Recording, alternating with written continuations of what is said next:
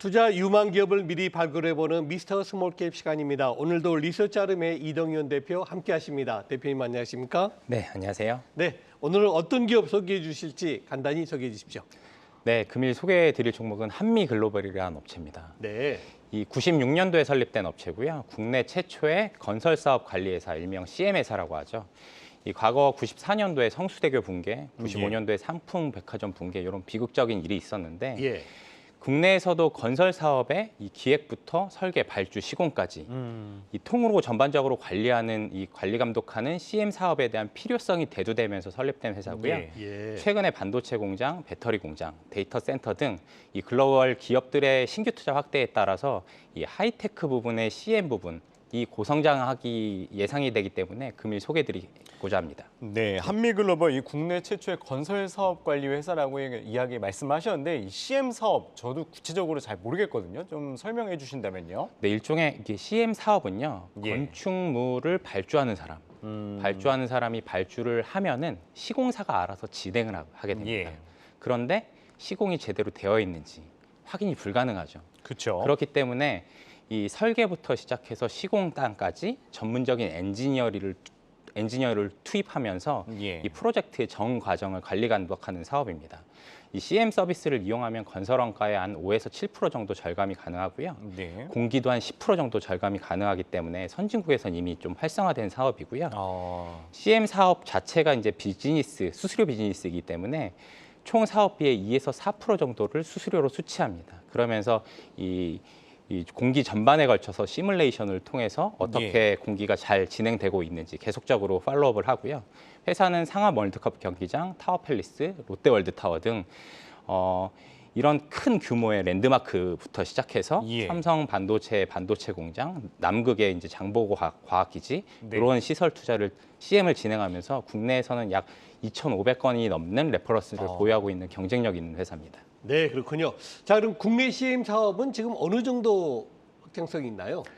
이 미국 같은 경우에는 전체 건설 사업에 CM을 적용하는 비율이 약 40%인데요. 예. 국내 같은 경우는 아직 10%밖에 안 됩니다. 아, 이 동사 같은 경우에도 B2B나 B2G를 대상으로 CM 사업을 진행하고 예. 아파트 같은 민간 사업은 CM을 거의 하지 않죠.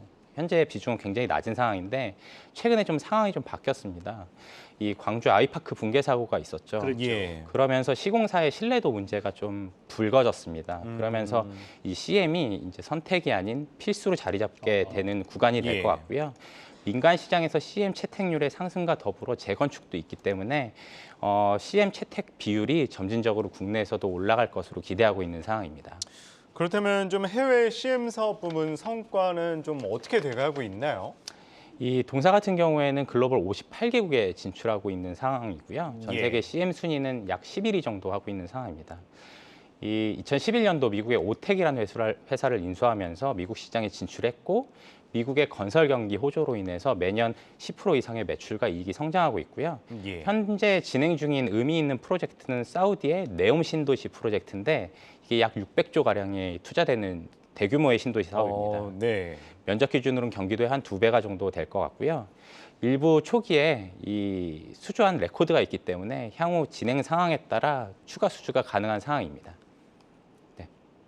네, 그렇군요. 자, 방금 말씀해 주셨지만은 CM이 이제 하이테크 산업이라고 그러시는데요. 향후 성장성은 어떻게 보십니까? 이 한미글로벌 같은 경우에는 국내 해외 탑티어 IT 기업의 데이터 센터를 CM 수주를 했었고요. 네. 레퍼런스가 이미 있는 상황입니다. 한국 같은 경우에는 이 아태 지역의 데이터 센터로 향후 부각받는 투자처입니다. 왜냐하면 전력 비용이 낮고요. 예. 싱가포르의 데이터 센터는 포화가 된 상태고 지정학적으로 지진 같은 게 없기 때문에 한국이 아태 지역의 데이터 센터로 부각을 받고 있는 상황에서 동사 같은 경우에는 레퍼런스가 있기 때문에 수주가 네. 증가할 것으로 보여지고요.